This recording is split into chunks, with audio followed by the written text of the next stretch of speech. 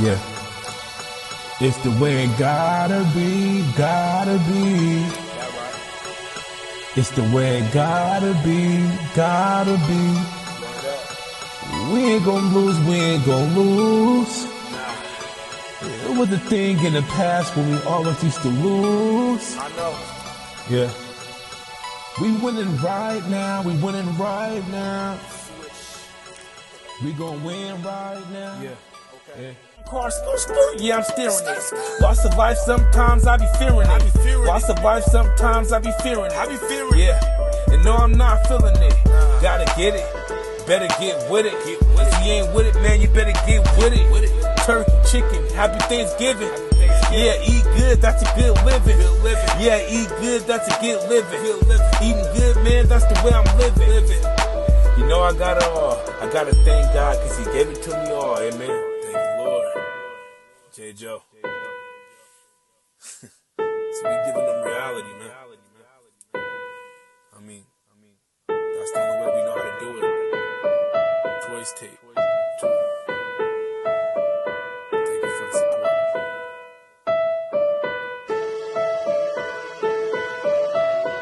Alright. Sacramento.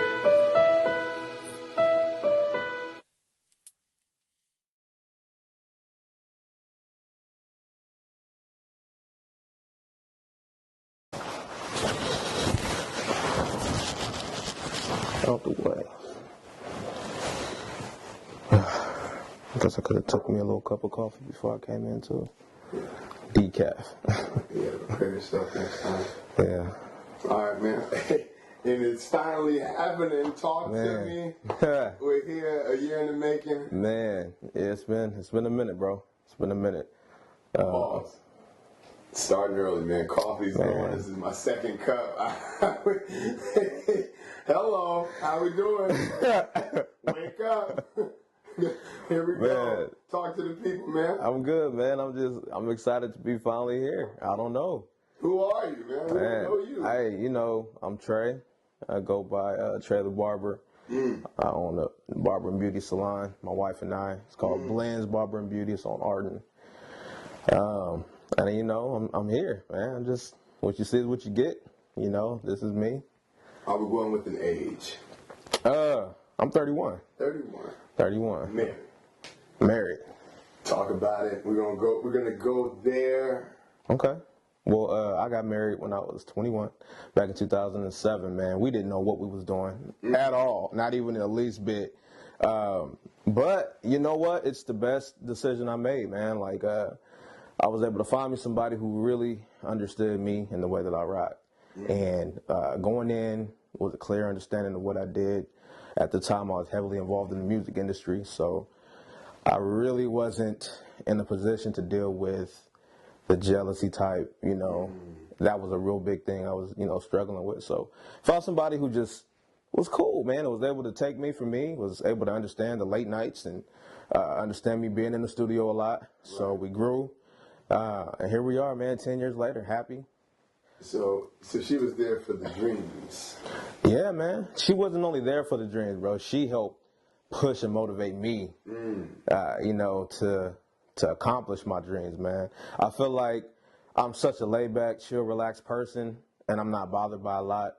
I need that push, or else I would easily fall into, just being mediocre and just, just chilling. Because that's just my natural personality. A lot don't bother me. So having somebody who can drive me and push me, who can see things that I couldn't see in myself at the time and, speak to the king in me, it's amazing, man. It's amazing. So was the music before the barbering or? Yes. Music was the very, very beginning, man. It ain't nothing. It ain't nothing. Party fell on me.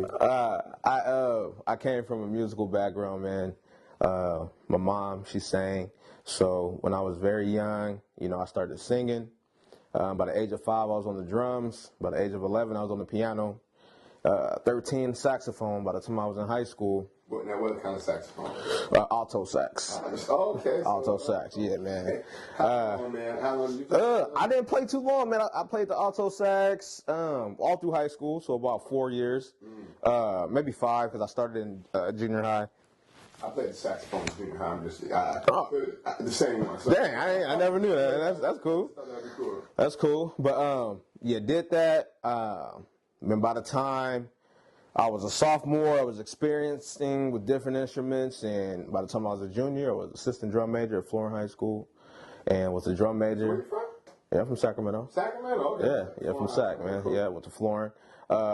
So I did that. Music was always in my veins. It is what it is. So naturally, after high school, I stayed in the music, and was rocking that way for a minute. And, just trying to live life, trying to survive, young, married, started working at these dead-end jobs. And I just one day was tired of getting fired, tired of getting laid off from these forklift, positions and stuff. So I was like, I need to trade. I need to do something. Right. So I remember a story. My grandmother was talking to me a long time ago. She said, you'd be a good barber because you're a people person. Now, I really didn't know what she meant. I'm a Cancer, so I'm really into my shell. I kind of cut off. So, but I said, well, let me try it. So I went to a barber school, got played. What you mean played? Man, it wasn't certified. So, I lost a couple $100, closer to a little over 1,000, but went to another school, man. Same thing happened. In timeline, what age were you at? So at this point, this was in 2009, the end of 2009. So I was 23. 23. Okay. Yeah, 23. 2 years married in the game. Right. Thinking about a trade. Yes. Okay. So went to a second school. Same thing happened. So by this point, I'm completely discouraged. I'm like, man, I'm cool. I'm gonna just cut back in the garage, do what I do, work, do this on the side, whatever. So I did that, man, for a few years, bro. I stayed diligent, bro, from about, 2000, like I said, I started 2009 up until about 2012. So a good 3 years is grinding in the garage, man, just staying diligent, staying focused. I got picked up by a local barbershop. They saw my work on IG. I was going heavy, you know what I mean? Social media, man. Right. Social media, I don't know if we need to put a tack in that and bring it back up again later. Mm-hmm. But I will say now, I wouldn't be where I am today if it wasn't for social media, man. That's 100. Like, I took advantage of the free advertisement. And, I went with it, man. I wasn't able to really be seen, so I made myself visible through the internet. Right. But back to the story. I got, seen on Instagram, got picked up, and I was working in a barbershop, man, for about a good 9 months, and through a whole bunch of different things, it was God's plan, right, for me to become the owner of that shop. So he touched the heart, the people I was working with, and I had a little bit put away. We made it happen. So then I became the owner of the shop I'm in now, Blends, and I've been rocking, man, ever since then. So it's just, I don't know, a continuous flow of just things happening for a reason and just, happening that way. So in what ways, like, all right, you're thinking about being a barber, how did you break that to your wife? Y'all sit down and, or did you do it on the side and then it was like, I kind of just been doing this while I wasn't working? So in the beginning, like I said, I was tired of getting fired. So I lost my job, go to her, like, look, I'm tired of getting fired, man. I don't know what we going to do, but I got to find a trade. I got to do something. So I told her I was thinking about barbering school. So, supportive, go ahead, look into it. So I told her, I said, well, I'm going to do it. This is what we're going to do. And of course, naturally, with any type of change, you're nervous. Right. So I could see through the support that she was a little eerie, and I don't blame her. I would be too. But she supported it, man, from the get. It was never any, I don't know the word. There was never no, like, No. There was no discouragement as far as, or making me feel like, although she never said it, I never really felt that energy of, you know, I really don't want you to do this. I felt the energy of, I trust you, but I'm afraid. Right. So because of that, man, I stayed with it, bro. And then in the beginning, it was just that. Like I said, when I went to the schools, and then of course I had to start working again and did it on the side. But it was always support. It was, you know, support was key. So, did you get any like backlash from any of your like family members? Like, hey man, I don't think that's a career choice. Nah. Support was there all the way around. Support, you know, whether it was there or not, my mind was made up. So the support with family, and I'm sure, you know, people who own businesses are there on the grind. One thing about when you're stepping out, you know, you naturally feel like because of the emotional attachments that your family's going to be A1, man. They're going to be the ones to back you off top. And the harsh reality of that is they're not. They're not. You know, I'm looking dead in the camera telling y'all they're not. So if you're on any type of entrepreneurial dream, plan, whatever, you know, just a word of advice, man, just know that whoever it is that's going to get you to where you're going, 9 times out of 10, it's not going to come from your family. And I really feel like it's not because they want to see you fall all the time. Sometimes it's just, well, you know, they're doing that now? Oh, wow, that's weird, I guess. You know what I mean? Right. It's not always such a negative thing, but I'm such a black and white guy. It's kind of like, you rocking with me or we ain't rocking. You know what I mean? So, but as far as, you know, my family, they were excited for the most part. You know, I don't know anyone. It's never brought to my attention for anyone who was, you know, low-key hating, you know, wanting to see me fall and fail. Right. From the family, you know, from friends.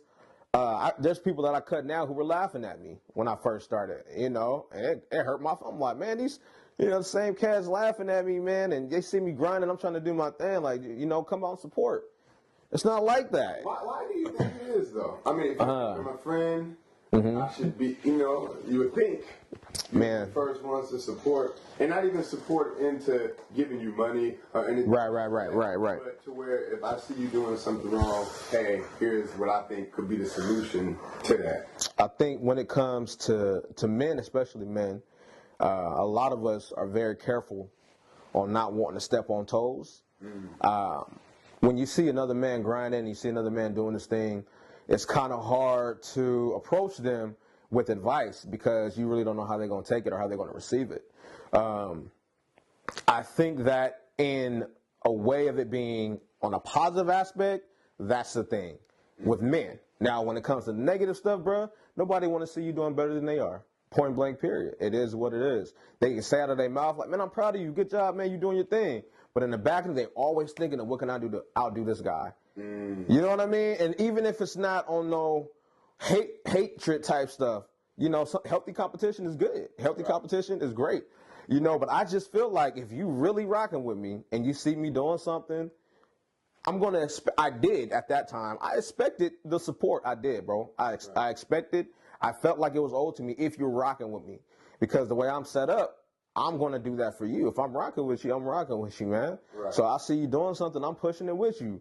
You know, I saw the other day, I know it's going viral right now, Will Smith was talking about being around people that fan your flame, you know, opposed to people that spit it out. So I try to constantly be one of those guys in the circle of my friends. If I see that you want something, you're going after something, man, you could do it, man. Like, don't stop. Don't let nothing stop you.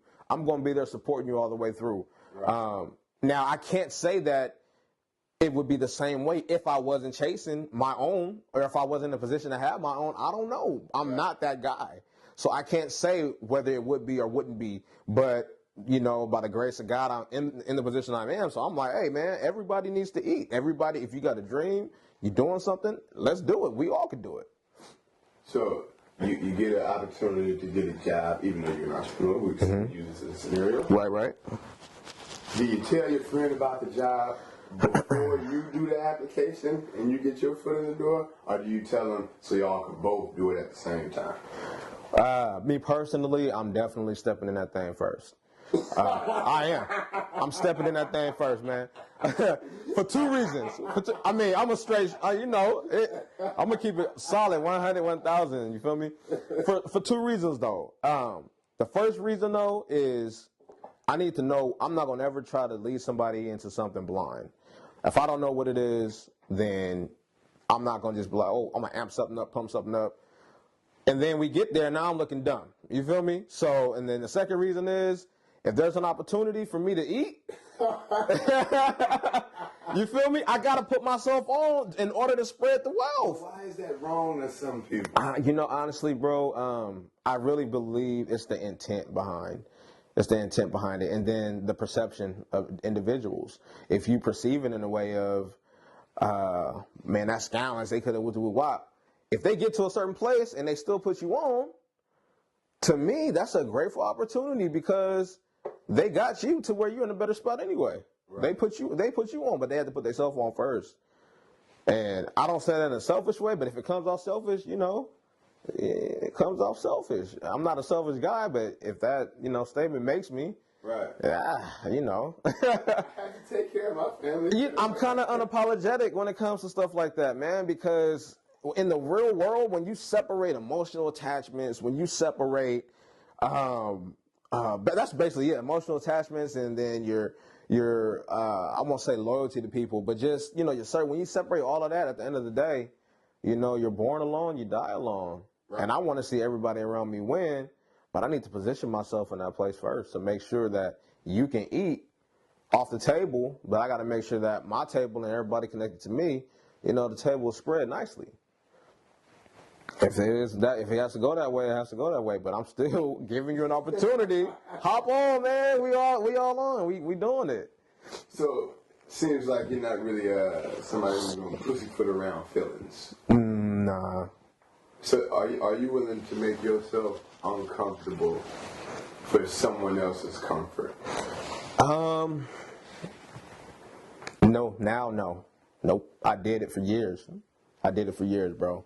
I did it for years. I just, you know, recently, you know, got out of a situation to where it was, I'm helping you the best I can, but then at what cost to me? Right. That cost was too great. It was too great. So now learning from that experience and other experiences, never, you know, I just can't.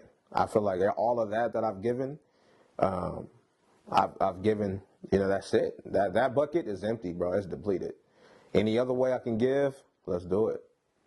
But as far as putting myself out the way, I don't think. Yeah. I'm saying, man, because it's so fresh, you know, because I just got, you know, and it's like mental health is important, man. And that's not talked about a lot in the black community. Mental health is important. So when you're in an environment where your whole mental, your whole everything you're used to, the comfort, if that's thrown off, then you're not your whole self. I can't help you if I'm not my whole self. I can't. The only way that I can give to you is if I'm full. So if by giving to you, I'm running low and I'm empty, it's not going to work. Anything I try and attempt to give to you is set up to fail because I don't have nothing left. So I feel like I have to be good first. And as long as I'm good, and if you're connecting with me, I'm going to do my best to make sure you're good too. So, you have kids? Yeah, have kids. 2 kids. 2 kids? Yeah. How are you instilling all this information in them? Like, it sounds like you're a deep guy, man. Do you press? You sound you got a lot of quotables. I don't know. You know, it's funny you said that. Let's talk about the kids first. So, you know, I have 2 kids. They're fairly young, 7 and 9. Boy, girl. Boy, girl. What? Yeah. Boy? Okay. Yeah. Boy, girl. Yeah, boy, girl. And you know, I really try with my son. I'm trying to transition from the you're too young to understand into no, you get it. You know what I mean? Right. So that's a transition. But I feel like when they're a little bit older, that's when I really be able to drop some nuggets on them to where I know that I can, you know, instill this into you to where you understand and you can use it and apply it to everyday life. When I am disciplining my son, I definitely talk to him like a grown man. You know, it's like, bro, I really don't want to be doing this right now. I'm sad that I even have to have this conversation, but I did tell you, you know, a little while ago that these were going to be the results if you didn't do ABC. So I always talk to them that way. But I think when they're a little older, 12, 13-ish, we'll be able to have a little, more deeper conversations. And with that, how sometimes, I remember growing up, it's like, hey, clean your room, hey man, your room ain't clean. Yeah. How important is it for you to actually show with your actions with the things that you're saying? I kind of leave that with the wife, man, because for me it's more if I see the effort in it, then that's fine. But if it gets to the point to where you trifling, nah, we ain't having. That's when I get upset. I get upset when I blatantly see you walking over trash, right? And you ain't, come on, bro, pick that. You didn't see that trash right there? I know. I seen it. I seen you walk over it. You feel me? So you got to get that up. We ain't finna be trifling on. Not in this house. Right. Ain't no trifling that's going on. But when I see you, look, even with not just chores, but with homework, I see if there's a real struggle in the area. And I see you trying, that's all I can, hey, they're trying. So as a parent, I'm going to make sure I get all the extra resources I can. If you need a tutor, I hired tutors before, after school programs, all that stuff to give you all the tools. And if you're still struggling with that, then that's something we got to work on. Right. Yeah. So how much involvement do you have in their lives? Are you at work all the time, barely get to see them, or do you have like those key moments that some parents wish they can have? So I'm working on those key moments, man. Keep it solid. I'm working on those key moments. I realized, I believe last year, 2017, maybe it was 2016, I realized that, my kids are getting older. I'm working a lot. They need to see me more. So 2016, man, I was grinding like every day. I'm at the shop till 7:30, 8:30, 9 o'clock. You know what I mean? So I go drop them off to school, come home, they already sleep. I had to stop that. I was like, nah, I need to give myself a time frame where I cut that off. So I'm working on getting more involved. I definitely, can be a lot more involved with them and just showing them that, hey, I'm not just sitting here, but I'm here. Right. So I'm working on that. With your parents, how was your relationship? I had a good relationship with my parents. My dad was a pastor, so I'm a PK. Oh, here we go. I know, man. This is opening up a whole nother one. But so I was a PK. Interesting experience, man. Interesting experience. Interesting. My dad, I believe he did the best he could. I really wholeheartedly, as a grown man, believe he did the best he could. Same with my mom. Did the best they knew how. The best that they were taught growing up from what they had. They gave us all of that. I know I wouldn't be here if it wasn't for a lot of the morals and values they instilled into me. I'm forever grateful for that. Right. But like any parent, any grandparent, and, even for us with our own kids, like I said, there's areas I can work on. There was a lack in areas, and any off the top where we're just like, this may have changed who I could have been? Not that I can think of, no. Okay. No. I know that with my dad, he was really, really heavy in the church, so naturally we followed that way. And a lot of his time was really at the church, and building that. That was his dream at the time, and that's kind of where his focus was. And, we talked about it, and he told us, we as grown men, me and him and my brothers, we talked about it, so we understand, the downfalls. Just like any man, you're going to have areas where you can improve on, so that's what it's like. It's hard because my dad wasn't so hands-on with us like that. Right.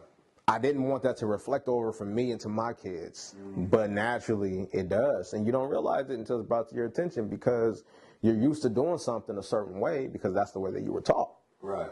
You know what I mean? My dad didn't have a dad growing up. It was just him and his mom. He was the only kid, and he had, my grandmother. Excuse me. So he was, alone. He didn't really have that father figure there. So he did the best he could. And again, that's why I said I'm definitely working on making sure that I'm going to be in a position to where my son, and my daughter can have that open relationship with me and come talk to me about anything. So I didn't really feel that comfort, with my dad like that. Right. And even with my mom, we were a whole lot closer. But there's still, little areas where you kind of still felt uncomfortable. It might just been because a son talking to his mom. I'm not sure. But there was areas, where it still felt a little uncomfortable. But now grown people, we're all good. Everybody's happy. We're living well. So I'm glad that they're still here. Yeah, of course. Yeah. Is there things that you were like, you just saw in your parents and it's like, now you do it? Yeah. Like a funny thing. Yeah, heck yeah, man. It's so funny. I was telling my brother the other day, I said, man, I know I'm getting old because the sayings that I'm saying. Like the type of things I'm saying to my son. He was like, bro, he's like, you ain't lying, because my son name is Jordan. He was like, man, I told Jordan. He took out the trash. I said, well, did you line the trash can? He said, did I do what? Did you line the trash can? Is there a line on the trash can? He said, did you put a bag in the trash can, man? Did you put a bag in the trash can? Oh, yeah, I put a bag in the trash can. What you talking about, Jay? You know what I mean? So it's like, bro, what's the proper way to say, or what's the improper way to say, right, did you line the trash? It's line the trash. I mean, I don't know. You know what I'm saying? Yeah, I lined the trash can. I remember growing up, my dad used to hate when we used to say icebox. He hated that. But it's not an icebox, it's a refrigerator. But my mom called it an icebox. My dad called it a refrigerator. He tells us, go put this Pepsi in the refrigerator. We put it in the icebox. You know what I'm saying? We put it in the actual freezer part. So he hated that. Like, man, the icebox is a refrigerator in the freezer. So there's definitely sayings that I have. There's definitely actions, man. Like, when I get super, super weak, I laugh just like my dad. So annoying. Oh, it's so annoying, man. It's like, as soon as I get done with that good laugh, I'm like, I'm so sounding just like my dad. Right. And it don't help. I'm a dead spitting image of him. So it's funny, man. But you definitely have those traits, and you can't control it. It is what it is. It's genes and all that stuff. It's real. It's real, man. From personality to everything. It's definitely real. Looking at this is gonna be funny. Okay. Looking at like the last 3 years of sayings that's been going on, what is something you hope your kids don't say as an old thing? Like for us, it was like bomb. Tight was that's the one. Tight. I was gonna say. I hate when my son be like, oh, that's hecka tight. And I'm like, bro, you're too young. Who said tight around you, bro? Like, I'm the dad. You know what I'm saying? My urban lingo shouldn't be more swagged out than yours. We got to get your swag meter up. You feel me? But it's lit. That's lit, bro. Son, it's lit. I don't want to hear you saying tight. You know what I mean? It's lit, bro. That's lit. You feel me? So that's definitely one that really, and to be honest, I don't even like the word hecka. I don't like the word hecka. That's like a SoCal thing? That's definitely a California thing. 'Cause I went to Chicago to visit years ago. I was talking about stuff was hecka this, hecka that. They was like, what's hecka? What's hecka? So, but I don't know. I don't like hecka. But I bet not hear hella. You know what I mean? So it's like, I'll take it. You know what I mean? But man, just, hey, bro, that's lit. And keep it there. So I think that's probably one of the only ones off the top of my head for sure. Tight was, oh man. Well, like what clothing options do you give your kids based on like this day and age? Are you with it's cool if it's super tight jeans, or the leggings for girls? Like, how do you feel about that? Okay, so my son, he definitely knows that he has a cool dad. You feel me? But he definitely he wants to mimic my clothing, the way I dress. I'm really relaxed. My kicks make my whole outfit all the time. You know what I'm saying? I'm really black tee, V-neck, some sweats and some joggers or something like that, and I'm in there. That's it. Yeah. So he loves wearing joggers and sweats. He wants Jordans all the time. He likes hoodies now. He wants to wear a hoodie. He was trying to wear hoodies only without a jacket weeks ago, and it was like just too cold. I'm like, son, I know. But you got to put your jacket on with the fur hood. Go get the fur hood jacket and put it on, man. I spent $50 on that jacket, bro. You need to go be warm. But the way that we do dress him, outside of him wanting to, dress more like me, I'm like, bro, you got it, man. So he does wear not tight jeans, but the slim fit for sure. Right. A lot of flannel shirts. He be fitted, man. When it comes to my daughter, I gotta kind of watch her a little bit because she's getting to that age to where she wants stuff to be form-fitting. I don't want to say necessarily like overly tight, but she'll try it. You know, she'll try it. So I gotta watch her. I don't know if they're at the age yet to where there's anything that's going on today that I think is ridiculous that they have on or that they're wearing. Okay. He better not ever talk about wearing some tights. So that's out. Their ages, again, what? 9 and 7. Yeah, 9 and 7. So 9 and 7. Let's go 6 years from now. Okay. They say, hey, you know, your son wants to dress like a girl now, and then your daughter wants to dress like a boy now. Where we at? We in a whole lot of prayer. The roots gonna come up, man. Father, in the name. You feel me now? But it's funny. We've had this conversation before, bro, and I'm gonna give you the most honest answer, and you're gonna probably think, I ain't gonna say what you're gonna probably think. I've been told before that it's a BS answer. My answer when it comes to stuff like that is I don't have a response now because I haven't experienced it yet. And that's the best way that I can go forth with that because, of course, you know, it strikes nerves. You know, it does. I'm not... What are those nerves? See, that's okay. Nothing. Okay. What are the nerves? I feel like, honestly, you know, you want what's best for your children, period. And I know one of the top things that list for me is their happiness and well-being and who they think they are and who they are comfortable being. You feel me? I never want to be, and I never will be, that parent that's going to make you feel turned away, neglected, unloved, no matter what decisions you make and how hard those decisions are. I'm not. But it's just, I don't know. It's an uncomfortable feeling. It is. It's uncomfortable. So you just want to, you know, hope for, you know, the best, man. And then some people might say, well, what's the best, or what's you consider the best? It is just them being happy in who they really are. That's the best way I could put it. And making sure they get that support from mom and dad, you know. Right. And I can't let you get out of this without asking this. At what age, based on today's world, how things are happening a lot quicker? Yeah. I believe around our age, 18 was like, it's kind of young to be pregnant. Yeah.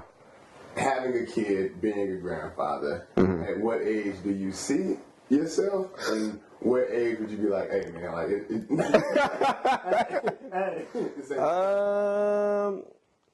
I don't know, man.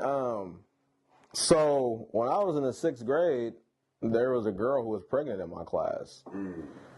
So, I know, even back then, you know, you never know what situation that was, but I don't know, man. I think comfortably, I'd probably say I wouldn't want to be a granddad, so I'm in my 50s. Right. You know, in my 50s. But again, you know, from seeing so many broken relationships and seeing, you know, so many different examples or you know, situations to where you see kids who are just alone, you know, those type of things are the type of things that I feel like aid you to deal with things better when you get there. Right. So that's the hope. I hope, you know, in my 50s, I'm cool. You know, if anything, if it's like the teen mom type thing with my daughter, I'm going to be crushed, man. I'm going to be crushed. I'm going to be hurt. Now, what would you rather, and this is obviously not it, you wouldn't want to eat neither one. Okay. She decided to be an underage stripper or be pregnant. You got to take one of those and deal with the situation. What are we doing? I would say pregnant. Because being pregnant is something that you chose to do that you can learn from. You know, being a stripper is a lifestyle. That's your character, who you are. So if I had to choose, I would say, you know, being pregnant, we can take that, we can learn from that, and we can move forward. Right. You know. And for your son, okay. Let's just say a runaway. Okay. But pregnant. Because for men, it's a little different. You don't have that real connection that first 9 months as a woman does. Right. So you may not ever really experience. Right, that right. feeling.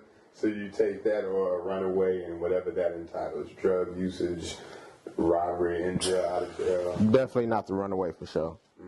Nah, you know. Again, it's kind of the same thing. Like, you having a child is something that we can learn from. You know, your life is definitely going to be changed, right? Because you have responsibilities that you're not ready for at all. So we're going to definitely be hands-on and help you the best that we can. But I want my children in my life, you know, right, at all costs. So. And with that, how long could they live with it? Is it a forever thing? Oh, are we doing 18 and out of there? Nah, not 18 and out for sure. As long as you're going to school, if you have a dream, as long as you're working towards that, whatever that dream may be, you're more than welcome to stay. You're more than welcome to stay. Hopefully I'm not tired of them, you know, by the time, because again, I'm dealing with young kids. I ain't reached them teenage years yet, right, to where they're going to be really annoying from what I hear, but we're not pushing them out, bro. We're not pushing them out. I'd rather them stay home and work on getting themselves really stable, because that's another thing that we lack, as us people of color, we got to get more stability. So I need your bank account to be looking now. I need you to have a safety net. I'd rather you have that, together before you go, moving out. If you decide to go out, I'm not going to stop you. You want to go to college across to the East Coast, that's what you want to do, I'll support you all the way. I'm going to give you all the support, all the knowledge I have. God bless you. If you need to come back home, it's good. You feel me? But it's not the pushing. I don't believe in pushing them out. What age did you leave? At 18. I was out of there. 18. Was it because you just wanted that freedom? No. I didn't really want the freedom like that. I was just always really mature. So, I had my own apartment. I was never there. I had my own apartment. Was at my partner's house all the time. Him and his mama's house. Mm-hmm. So I was just paying the bill for a couple months, and then I ended up, moving in with them. But yeah, I was out when I was 18, man. It just worked that way for me. Everything kind of happened early. I was out on 18 and got married at 21. Mm-hmm. Everything just seemed to happen early for me. Okay, so you were like pretty much settled into a certain lifestyle. Yeah. At what point did you realize, like, man, I'm actually living how I wanted to, Recently, man, because I'm such a stickler, and I'm always, striving for more. Right. But I'd probably say about 2 to 3 years ago, I just looked around and was like, man, I'm blessed. I remember there was times, during my life where I was homeless and didn't have nothing, and was too prideful to go back home and too prideful to ask for help. But now, I'm in a position to where I can look around and say, I'm living a pretty comfortable life. There's, of course, more that I want to achieve, but yeah, I'm comfortable. I am comfortable for sure. Yeah. Do you appreciate it more now than, well, obviously, because you have to grind to get it. Mm-hmm. During those times, you miss certain things in your life. Do you see those things now as like trophies? Like, man, I finally get to take my son to school in the morning. Or I finally we all get to eat together. Yeah. You know what I'm saying? Yeah. Like those moments, like, do you see it in your kids' face? Do your kids appreciate it? I believe they do, man. I believe they do. Anytime that I'm able, like, for example, if they have like a school assembly or something like that, usually those things are in the morning on Thursday and Friday, which are my most busiest days. And I usually don't make those. So if they have something at night, like last year they had a Valentine's Day school dance, and we took them, you know what I mean? And it was so juiced, like, oh, I can't believe Daddy's here. Like, yeah, I'm here, man. Go ahead and have fun. Have a good time. But they want to be around me the whole night. They're like, yeah. So you definitely look at those things and be like, man, if it wasn't for my entrepreneurship, I wouldn't be able to do these type of things, because a lot of us are trapped. Right. We won't ever... Some of us won't even realize it. The other part of us won't ever admit that a lot of us are trapped, man. We do what the boss man say we can do, opposed to saying, I'm going to take this into my life into my own hands. Right. So, yeah, I definitely see the trophies, bro. Yeah, I do. Yeah, those are important times. When you sit back and you're like, I finally achieved this. Right. You know what I'm saying? Right. And able to change the game. So, going back, we had that stable Instagram, social media. Okay. How we do it? Like, what year did it start? When did you know you was popping? Okay. Where we at? So speaking of taking life by, your own hands, that's exactly, what I did. I said, I'm going to make this thing work. So while I'm cutting in the garage, I said, you know what? I got to grind. I got to get it. I started answering a lot of online competitions. I started following every barber page I saw, asking for reposts through hashtags, just becoming really, really creating a lot of movement on specifically Instagram, Facebook, because again, we're going back to Facebook was before Instagram, so Facebook was full of more of your friends and your family. They ain't sharing your stuff. They're not liking your stuff. They're not. They're seeing it because at the next family barbecue, hey, bro, I saw when you had them faded up, dog, and on everything, man. I saw that bling. I said, man, nobody do no lines like Trey. And them lines was tight, dog. I'm like, oh, for sure. Yeah, really, man, I appreciate it, bro. In the back of my mind, I know where you at. Because if you take that much time to acknowledge my gift, and acknowledge what I'm doing in person, but you're just so weird to the fact that where you can't even press the like button, I know where you at, man. You ain't looking out for me. You're not here for me, bro. Right. You're not. You're just trying to start conversation. So that's cool. So because of that, I paid attention to Instagram, man. Instagram was a whole different, a light. You know what I'm saying? I had people who didn't know me.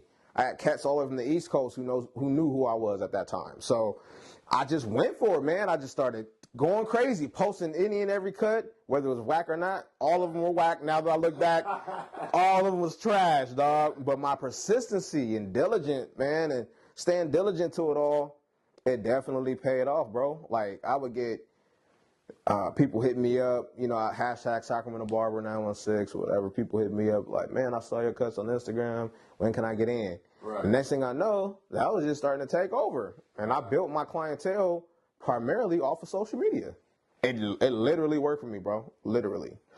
Luck of the draw, man. You got talent. Yeah. So, now, looking forward, future, how we looking, man? You 31? 31. 31. Yeah. Let's go 5 years. 36. Where we at?